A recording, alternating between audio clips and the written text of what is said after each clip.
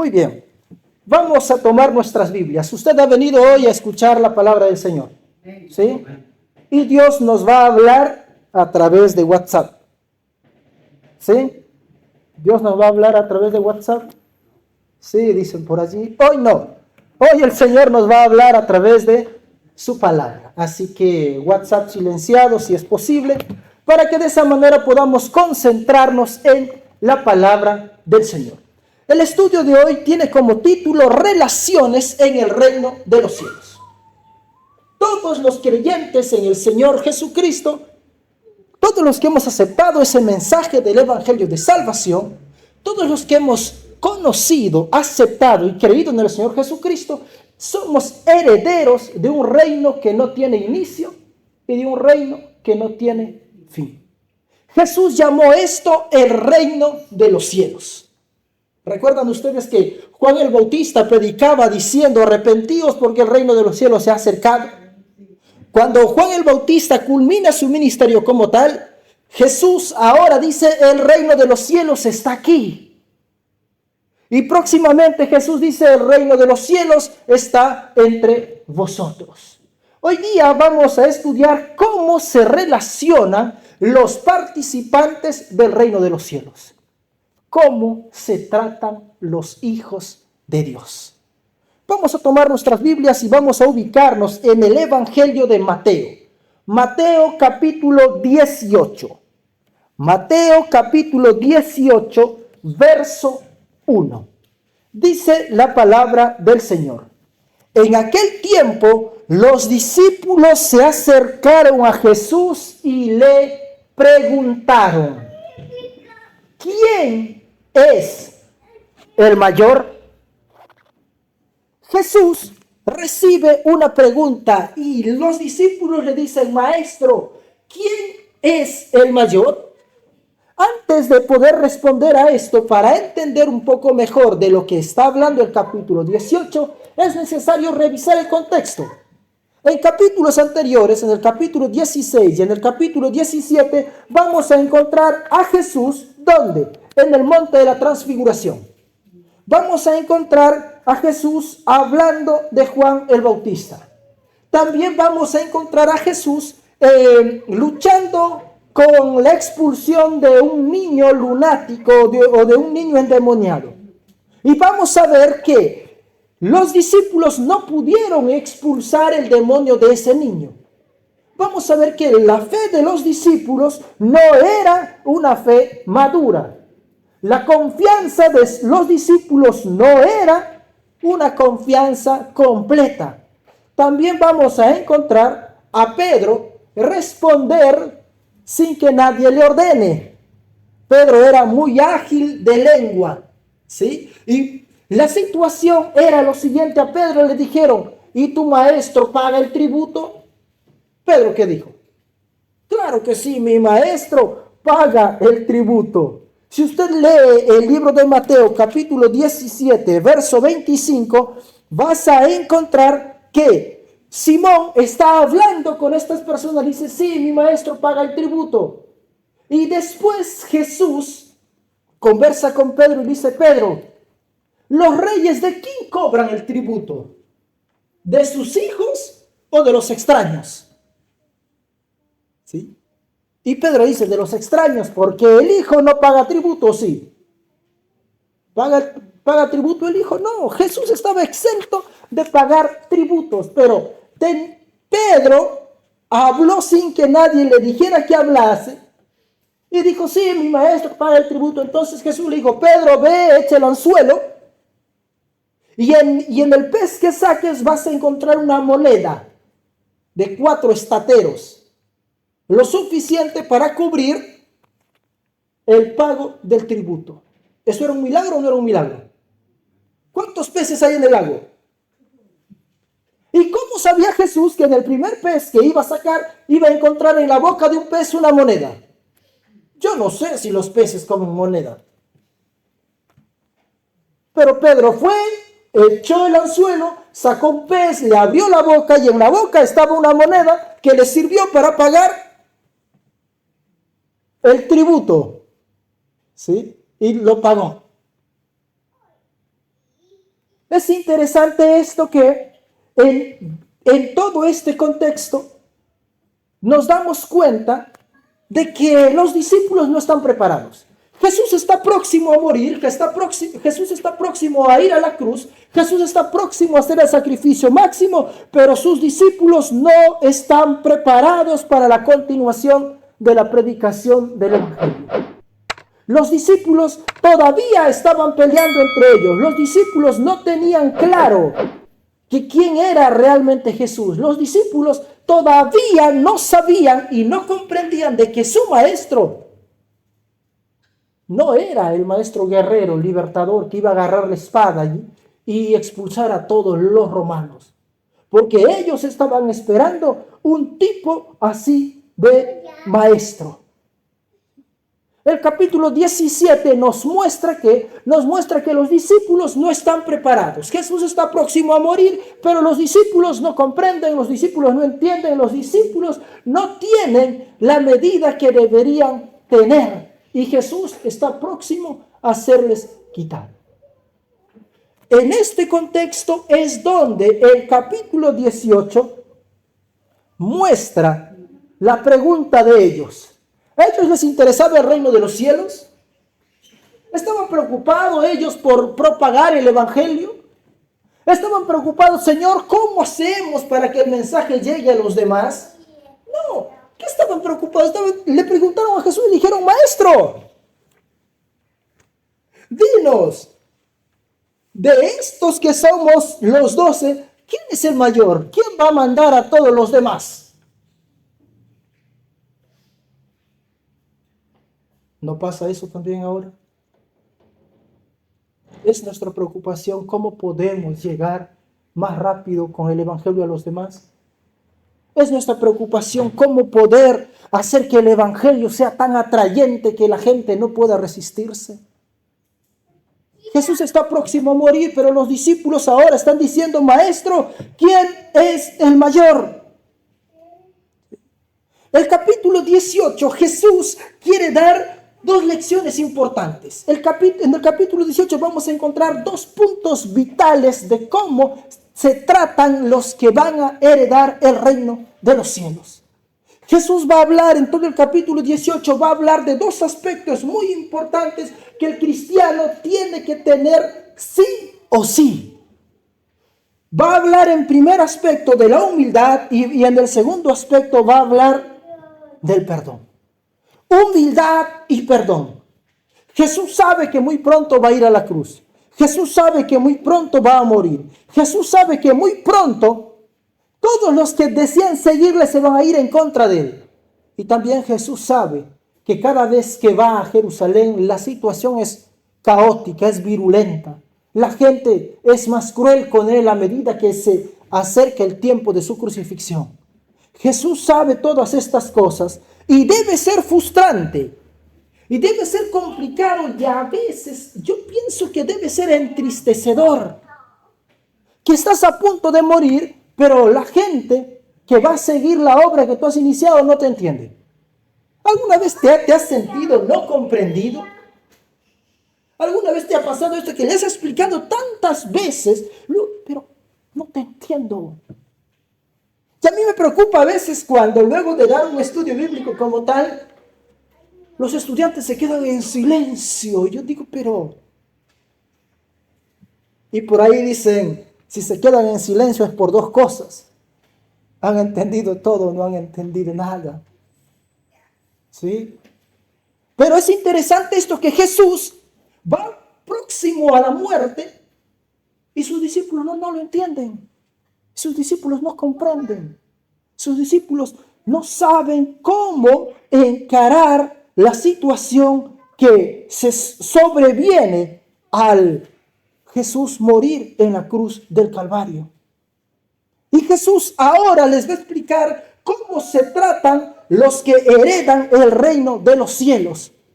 ¿Cuáles son las características de los que heredan el reino de los cielos? ¿Cómo se relacionan los miembros del reino de Dios? En el capítulo 10 nosotros vamos a encontrar que Jesús enseña cómo hacer un discípulo.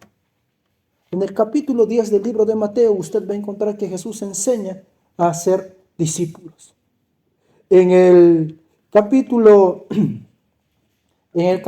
18, Jesús enseña cómo vivir con los discípulos, cómo vivir entre hermanos. Eso es lo que Jesús enseña en el capítulo 18. El capítulo 18 del verso 1 al 5, Jesús va a hablar de qué? Va a hablar de la verdadera grandeza. En el verso 6 al 10, Jesús va a hablar de las ofrendas. En el verso 10 al 14, Jesús habla de las ovejas perdidas. Y de los versos 14 en adelante, Jesús va a hablar de quiénes. Jesús va a hablar de los niños. Y esto es interesante, ¿sí? Esto es interesante, ¿por qué? Porque justamente Jesús les va a decir a sus discípulos que los niños son los que heredan el reino de los cielos, ¿o no? ¿Qué dijo Jesús?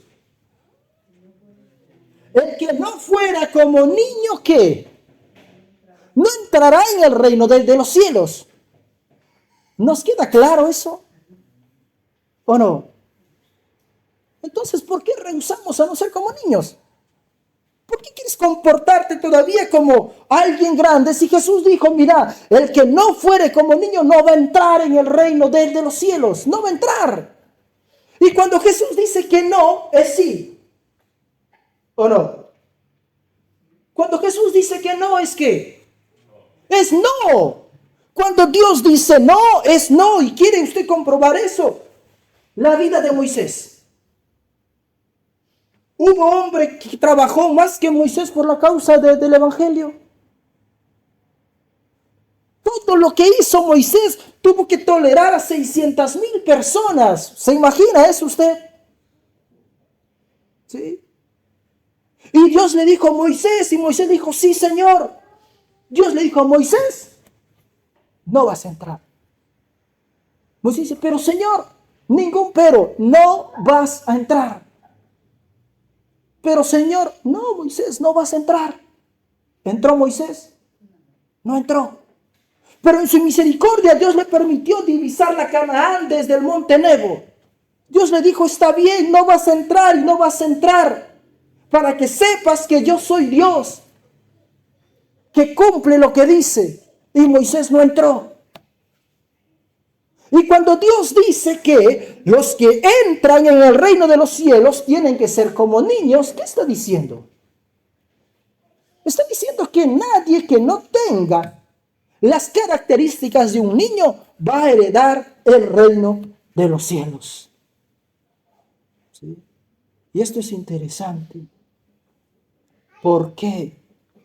Porque en el libro de Mateo capítulo 16, verso 24, vamos a encontrar que Jesús dice lo siguiente.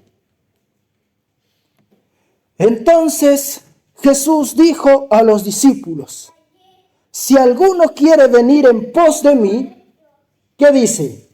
Niéguese a sí mismo, tome su cruz y luego ¿qué? Sígame. ¿Qué es ser como un niño? Ser como un niño es negarse a uno mismo. ¿Y cómo me niego a mí mismo? ¿Sí? Jesús dice, el que quiera venir en pos de mí, el que quiera entrar en el reino de los cielos, niéguese a sí mismo. ¿Cómo negarse a sí mismo? Rehúsa a pensar o a creer que tus pensamientos son correctos. Negarse a sí mismo es rehusar a asociarme conmigo mismo, a creer que yo tengo el santo grial de la verdad. Rehusar a negarme a mí mismo es dejar de lado todo lo que sé, todo lo que soy, todo lo que puedo para poder confiar enteramente en Jesús. Os pregunto algo. ¿Ustedes han visto a un niño preocupado? No. ¿Y ustedes han visto a un adulto preocupado? ¿Por qué el adulto se preocupa? ¿Por qué se preocupa el adulto? Responsabilidad dicen por allí. Sí. Jesús dice: el que no fuese como niño no va a entrar en el reino de los cielos. Responsabilidades, sí, responsabilidades, pero ¿sabe algo? Hay alguien que está por encima de mis responsabilidades. Necesidades, claro que sí, pero hay alguien que dijo: las aves no siembran ni ciegan. ¿Pero qué?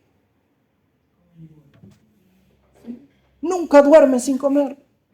Hay alguien que tiene contado los cabellos de tu cabeza.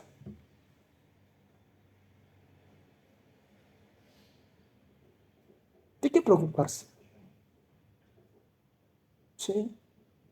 Pero viene ahora Jesús y dice: muy bien, ¿cómo son los niños? El niño, ¿qué hace primero? Se niega a sí mismo. El niño no. Vos le decís algo a un niño y te cree como verdad. ¿O no? Le contás algo y te lo cree. No dice: pero lo tengo que comprobar. No, te lo cree. Un niño es sincero. Cuando un niño te quiere. Pero cuando no te quiere, cuando un niño no te quiere, no finge quererte. Pero el adulto, cuando no te quiere, ¿qué hace? Te va y te da un abrazo y te dice: me alegra verte. ¿O no? Y luego cuando te vas, al fin se fue este. Ojalá no venga más. ¿Sí? Jesús dice: todo aquel que quiera venir en pos de mí, niéguese a sí mismo, tome su cruz y luego ven y sígame. Y no solo eso, cuando nosotros vamos al libro de Marcos, Marcos nos va a dar un detalle interesante que es necesario tener en cuenta. ¿Por qué? Porque aquí viene lo bueno ahora. Marcos capítulo 9. Marcos capítulo 9, verso 23.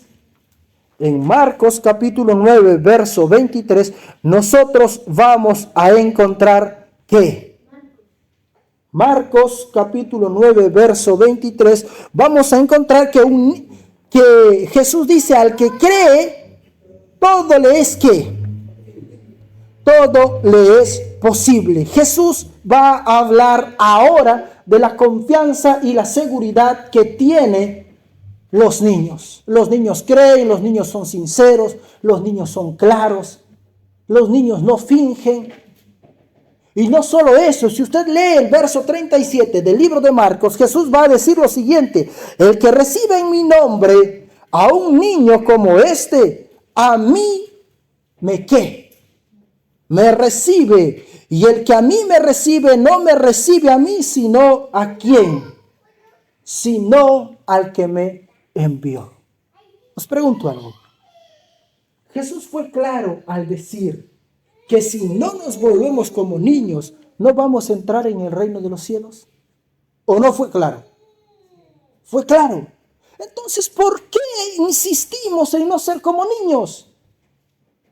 ¿Por qué insistimos en guardarnos las cosas que nos han hecho? Converso con hermanos y hay hermanos que se recuerdan las cosas que le hicieron hace 20 años.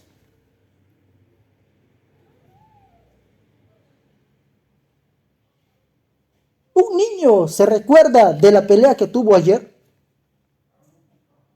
El niño se pelea con su amiguito y al rato están jugando otra vez. El niño no guarda rencor, pero nosotros guardamos rencor. Y por ahí dicen: el que me hace me la paga. El niño no. ¿Sí? Y Jesús dijo que si no os volvéis como niños, habremos perdido nuestro tiempo, porque no vamos a entrar en el reino de los cielos. No vamos a entrar en el reino de los cielos. Querido, si no vamos a entrar en el reino de los cielos, habremos perdido el tiempo. En Mateo 18 Jesús va a hablar respecto a una palabra muy importante: humildad. ¿Qué es humildad? La palabra humildad viene del término latino humus. Humus es un tipo de tierra, ¿sí? Es un tipo de tierra que tiene 80% de materia orgánica, 10% de grava y 10% de arena. La palabra humildad deriva de la palabra humus. Y humus es la mejor tierra que existe sobre la tierra. No hay otra tierra más productiva que el humus. Porque el humus, haga lo que le haga, produce. Usted lo golpea, produce. Usted lo rompe, produce. Usted lo patea, produce. Lo trata mal, produce. ¿Por qué produce? Porque su razón de ser es producir, porque su naturaleza es producir. No tiene otra razón de ser. Todo lo que usted ponga en el humus crece. Todo lo que usted plante en el humus produce. Todo. ¿Por qué? Porque justamente su razón de ser es producir. Pase lo que pase con esta tierra produce. ¿Por qué? Porque su naturaleza es humilde. Porque su razón de ser es producir. Hay dos cosas que arrebatan a Dios de la emoción. Hay dos cosas a las cuales Dios no puede resistirse. Dios no puede resistirse. Al corazón contrito y humillado y al humilde. Al humilde y al corazón contrito, Dios no puede resistirse. Pero hay 4 cosas que Dios detesta y abomina. Al orgulloso, a los ojos altivos, a la lengua mentirosa. Dios abomina esas cosas, pero estas 2 cosas, la humildad, hace que Dios no pueda resistirse. Pero estas son 2 cosas que casi no se habla, ¿sí? Que casi no tomamos en cuenta. Y cuando pensamos en humildad, a veces pensamos que la gente humilde es la que vive a las afueras de la ciudad, ¿sí? Pensamos que la gente humilde es la gente pobre. No. Hay pobres con un orgullo más que los ricos. Y hay ricos con una humildad que tal vez ni siquiera uno puede pensar. La humildad no tiene que ver con pobreza, ¿sí?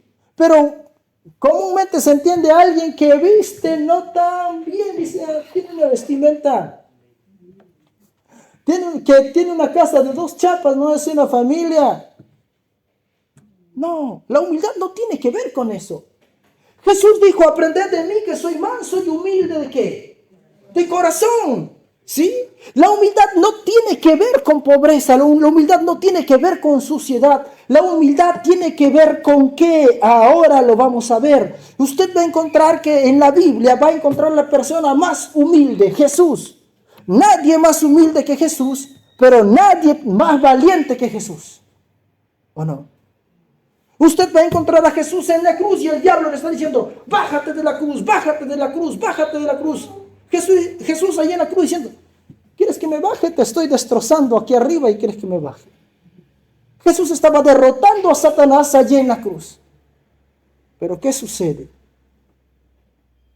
Sucede que nosotros no hemos tal vez entendido qué es la cruz. Tal vez nosotros todavía no hemos entendido la cruz. Porque si a Jesús lo levantaron, ¿sabe qué tiene que pasar? Y ahí ya no nos gusta. A vos también van a tener que levantarte. Si a Jesús lo crucificaron, a vos también te van a crucificar. Si a Jesús le escupieron, a vos también te van a escupir. ¿O no? Pero a veces nosotros queremos seguir a este Jesús, nada más que hace milagros, que calma las olas, que calma la tempestad, que alimenta a 5,000 personas con pocos panes y peces. Pero es interesante también entender que si a Jesús lo levantaron en la cruz, es necesario que nos levanten en la cruz. ¿Sí? Porque si esto no sucede, habremos perdido nuestro tiempo. Ojo, los que heredan el reino de los cielos, Apocalipsis dice que siguen al Cordero ¿por dónde? Por donde quiera que va. Ojo, el Cordero, antes de llegar a sentarse a la diestra de Dios, ¿qué pasó con el Cordero? Usted ve el recorrido del Cordero, ¿sí? Getsemaní, al templo, al pretorio de Pilato, al monte de la calavera. Los que siguen al Cordero, por donde quiera que va, hacen el recorrido del Cordero. Os pregunto algo, ¿quiénes crucificaron a Jesús? Los romanos. Los romanos, pero instigados ¿por quién? Por los judíos, por sus hermanos, por su pueblo. ¿Quién te va a crucificar a vos?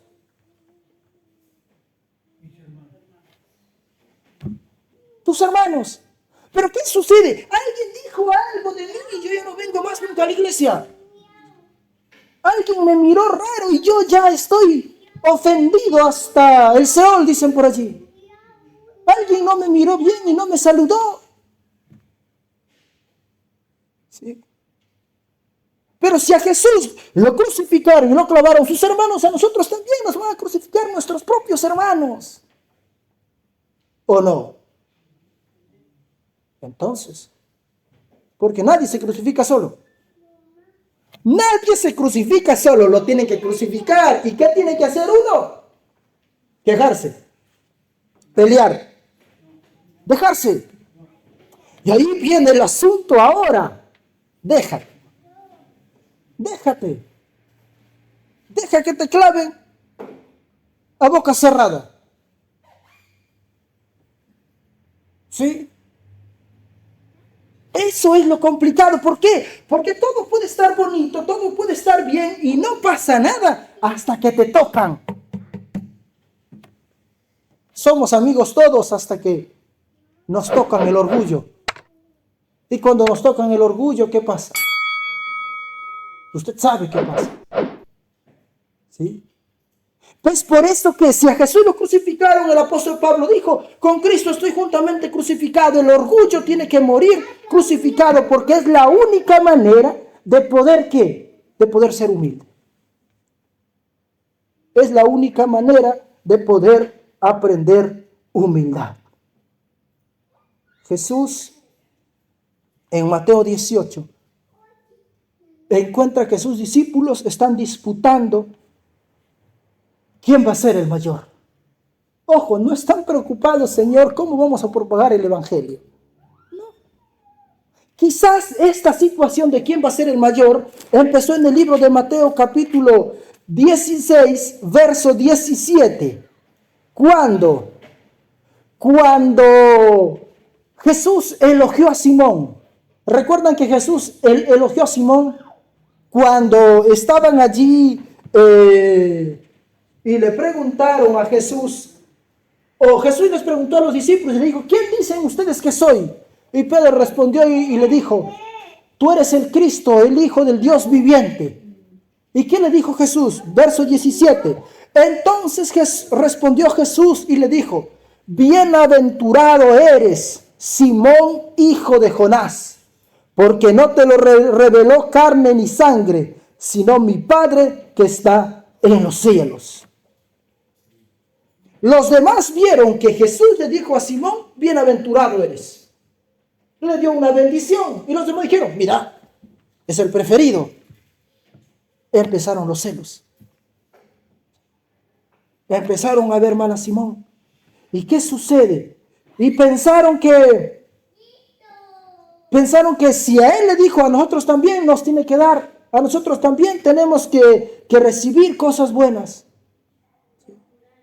Pensaron en las cosas buenas que iban a recibir, pero no pensaron en la cruz. Ellos ni siquiera tenían en la mente lo que Jesús iba a pasar.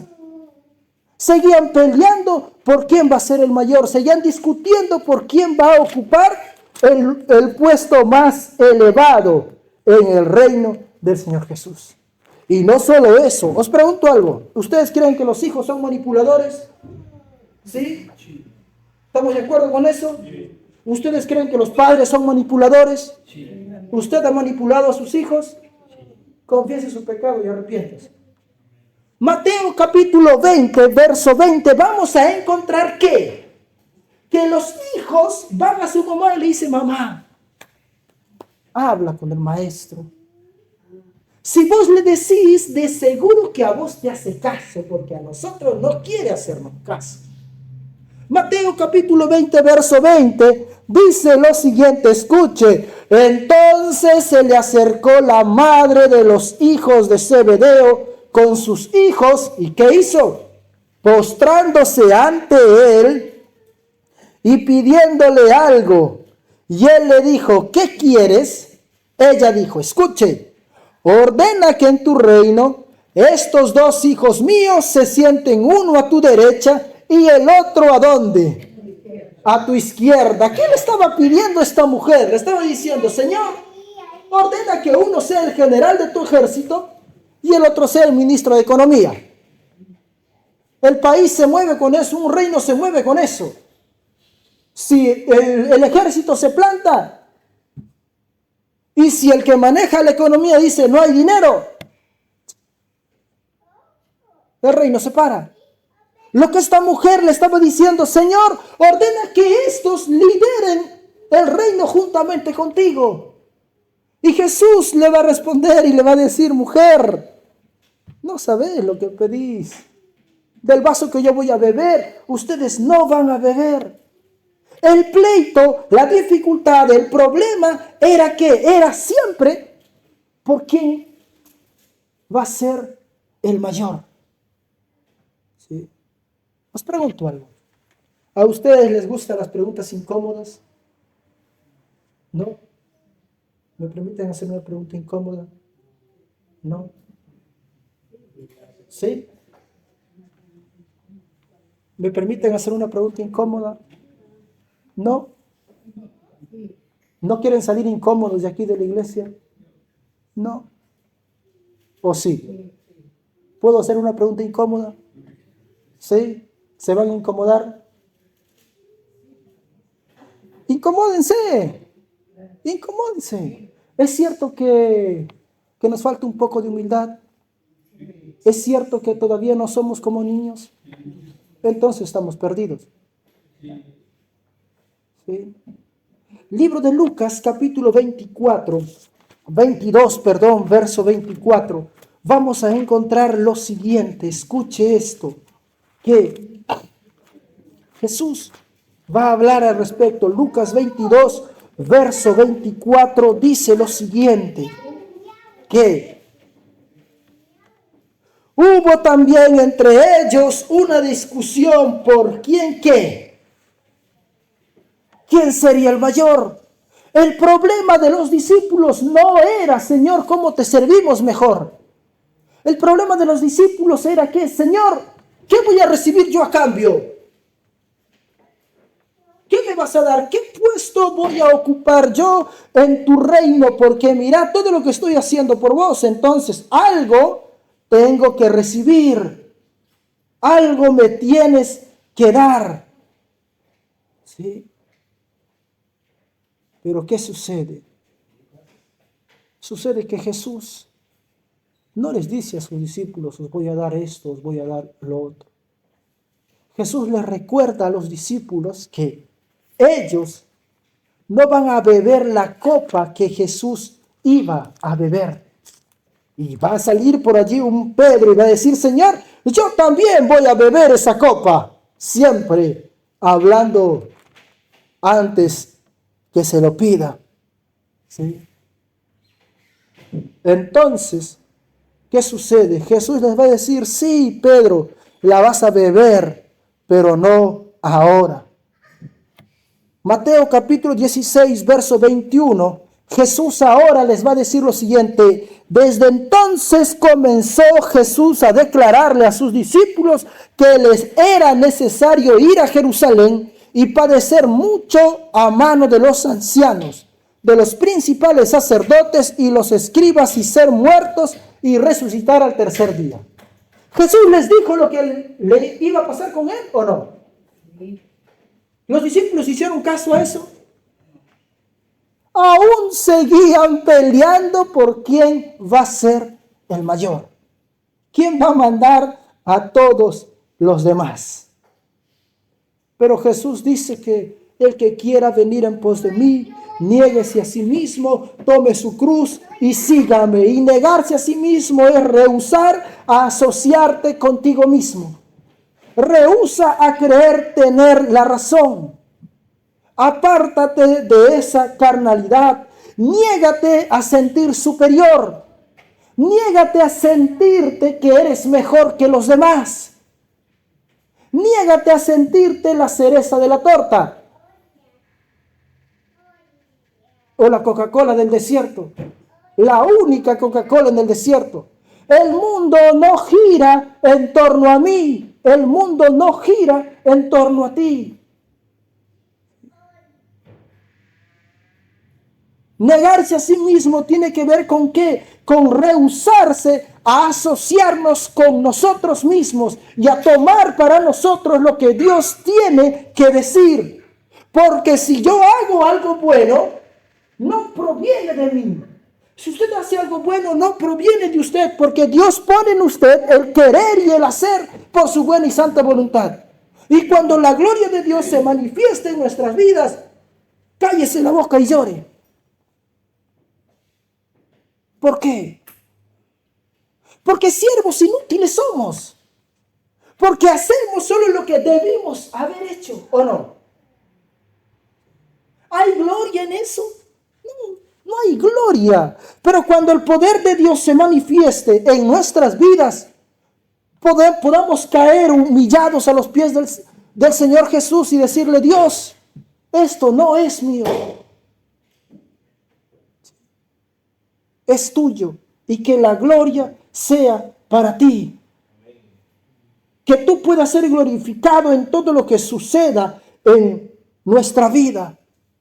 Que todo lo que suceda en mi vida, que todo lo bueno que pase, la gloria deba ser para Dios, porque es allí donde usted y yo aprendemos humildad. Pero ¿qué pasa? A veces nosotros queremos la gloria para nosotros mismos, ¿o no? ¿Saben quién buscó la gloria para sí mismo en primera instancia? En el libro de Isaías, capítulo 14, versos 13 y 14, usted va a encontrar que un personaje a quien Dios creó por encima de todos los demás para ser el líder, el jefe de todos los ángeles, ¿qué hizo? Se dio cuenta de que él también era hermoso. ¿Y qué hizo? Si a él lo adoran, ¿por qué no también a mí? ¿Sí?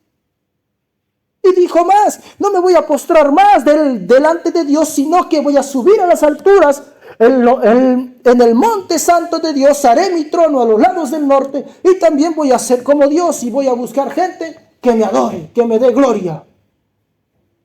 Cuando usted busca la gloria para sí, está siguiendo los pasos de Satanás. ¿Sí? Cuando usted toma la gloria que le pertenece a Dios para sí, está siguiendo los pasos de Satanás. Es por eso que Dios quiere que usted y yo seamos humildes. Es por eso que Dios quiere que podamos aprender de Jesús, que es manso y humilde. Cuando usted va a hacer algo, y hay algo que personalmente cuando voy a hacer algo siempre me pregunto esto: ¿por qué lo hago? ¿Cuáles son mis motivos? ¿Cuál es la razón de por qué hago lo que estoy haciendo? ¿Qué busco con eso? ¿Qué busco con eso? ¿Sí? Una vez que resuelva esa pregunta del por qué hace lo que hace, cuáles son sus motivos, la segunda pregunta es: ¿cuáles son sus intenciones? El propósito, ¿por qué hace eso? ¿Con qué intención lo hace? ¿Qué busca recibir? ¿Qué espera que le den? ¿Por qué lo hace? ¿Le ha pasado a usted que da algo, un regalo a alguien esperando que esa otra persona también le dé un regalo? Y cuando no le da nada, ¿cómo se siente? ¿Cómo se siente? Se siente de esa manera porque ha dado algo esperando algo. La razón de dar no era, mira, tú me caes re bien, así que te regalo, no, sino que la razón de dar era, yo te voy a dar y en algún momento seguro vos me vas a dar también. Pero espero que me des algo del mismo valor que te di o más, ¿o no? ¿Sí? Es por eso que cuando no recibo lo que yo pensé recibir, me molesto, me incomodo, me fastidio. ¿Cuáles son mis motivos? ¿Cuál es el propósito? ¿Con qué intención hago lo que hago? Cuando nosotros descubramos eso, vamos a ver si nuestro servicio a Dios realmente es un servicio sincero. Y que usted puede venir hoy día a la iglesia porque no tiene más que hacer y se aburre estando encerrado en su casa. ¿O no?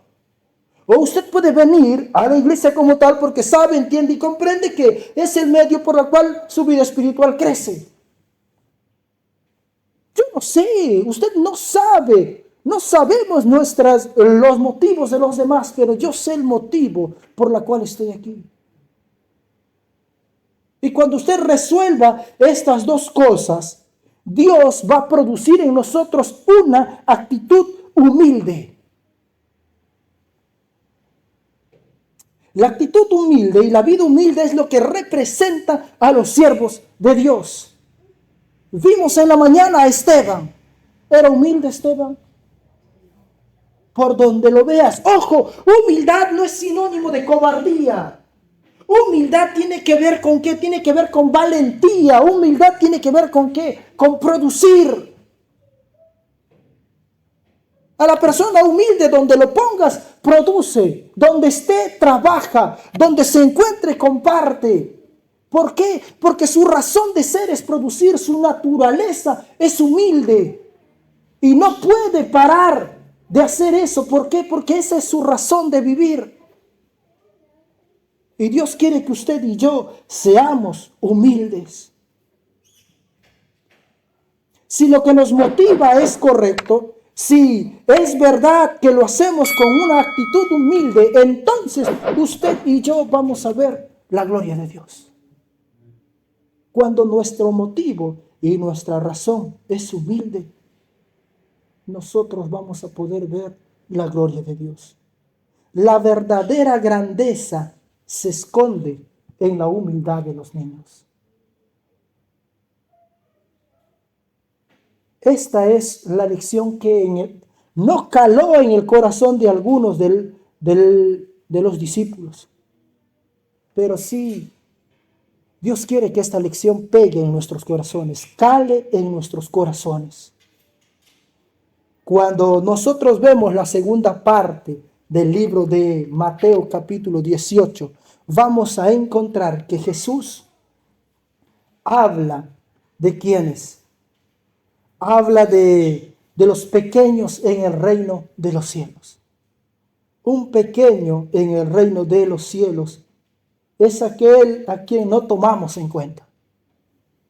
Es aquel a quien nadie le da bolilla, dirían los argentinos.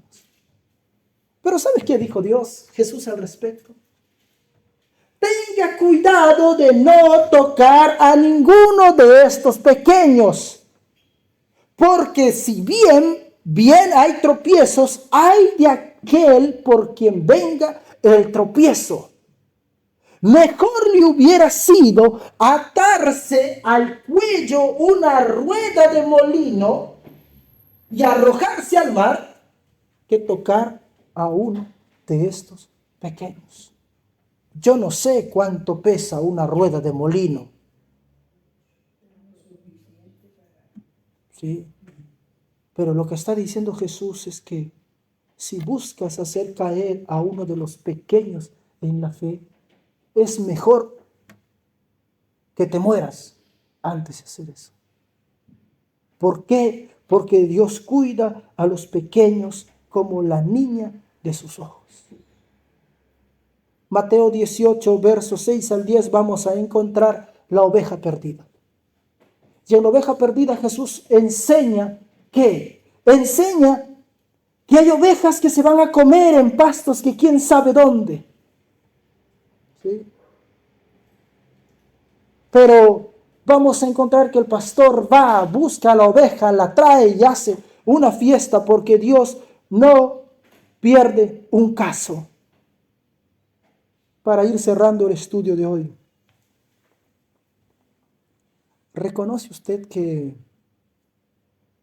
todavía no somos los humildes que deberíamos ser? Todavía el rencor invade nuestro corazón y hace que la pasemos mal.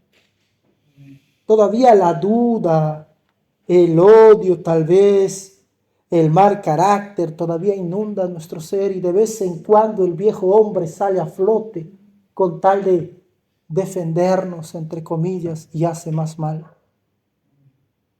¿Sabe algo?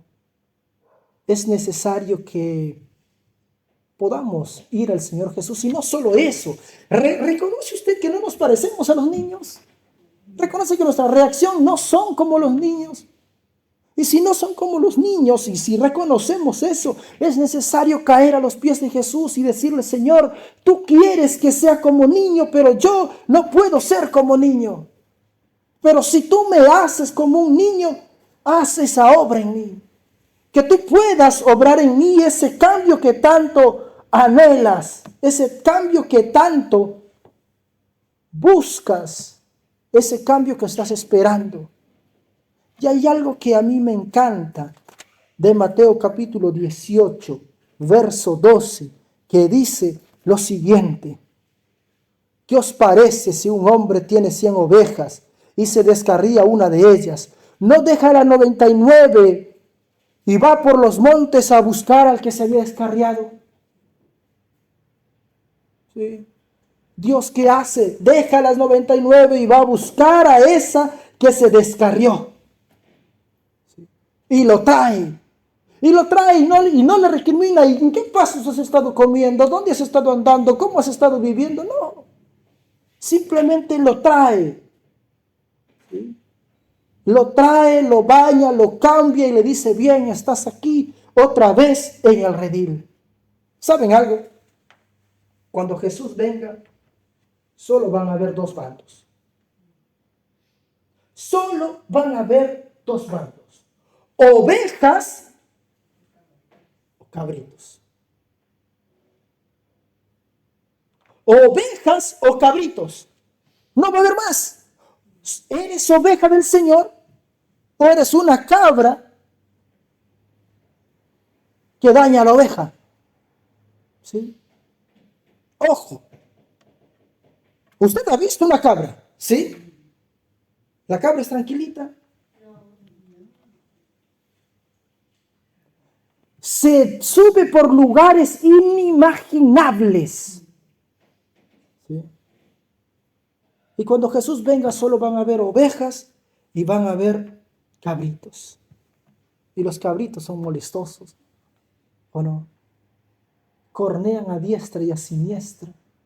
Fastidia por aquí, fastidia por allá.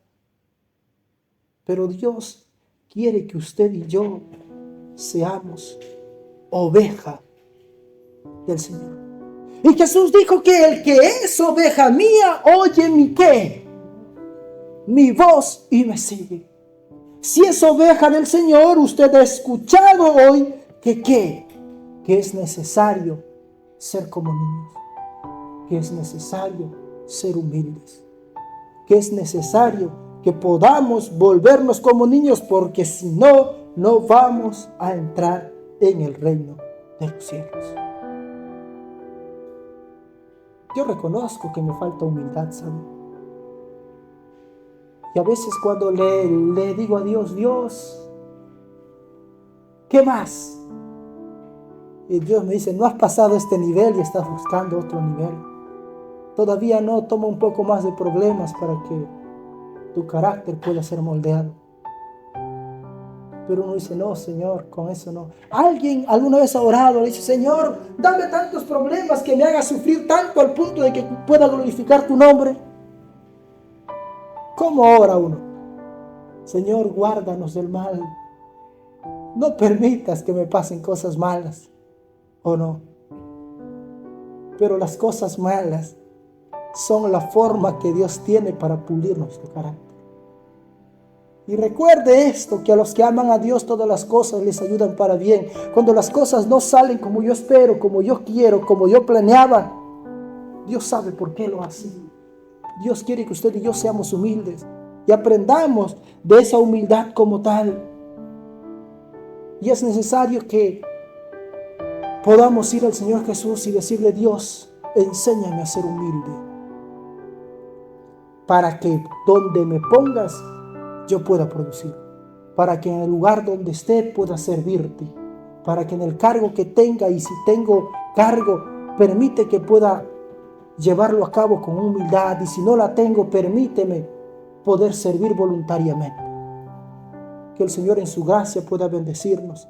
Me gustaría culminar este estudio como tal de una forma particular. Vamos a doblar nuestras rodillas al Señor en oración, vamos a orar primero y luego cantamos para despedirnos. Si mientras oramos tu conciencia todavía te dice que no eres el niño que Dios espera que seas, que todavía no has alcanzado la humildad que Dios espera, puedes ir a Él con toda confianza y decirle: Señor, todavía soy esto, haz en mí tu voluntad. Vamos a doblar nuestras rodillas al Señor y oramos. Padre nuestro que estás en los cielos, santo y glorificado sea tu nombre. Dios, estamos ante tu presencia porque tú nos has llamado como ovejas tuyas. Nos has llamado, Señor, y has hecho que podamos oír tu voz. Y queremos oír tu voz, y no solo oírla, sino también que tu Santo Espíritu haga esa obra, que tu palabra pueda ser real en nuestras vidas. Padre, reconocemos que no somos como niños, pero tú conoces nuestro anhelo, conoces nuestro deseo, conoces las intenciones de nuestro corazón y sabes todas las cosas que anhelamos. Te pedimos, oh Dios, que tú puedas producir en nosotros ese deseo de ser como niños y que tu Santo Espíritu nos transforme, que podamos dejar de lado las rencillas, que podamos dejar de lado la ira, el rencor y todas las cosas del pasado, podamos dejarlas de lado y podamos vivir una vida conforme sea tu voluntad. Dios, tus hijos están orando. Escucha sus oraciones. Responde, Señor, a cada uno conforme sea su necesidad. Que tu Santo Espíritu pueda obrar en la vida de cada uno de ellos. Y que tú, Señor, puedas manifestarte a ellos de forma más especial. Que tú puedas seguir guiándonos y acompañándonos. Y sobre todas las cosas, Señor, dándonos la certeza y la seguridad de que estás con nosotros. Padre, te damos gracias porque tú nos escuchas. Y te damos gracias también porque respondes a nuestras oraciones en el momento propicio, porque te pedimos y te agradecemos todo esto en el nombre del Señor Jesús. Amén.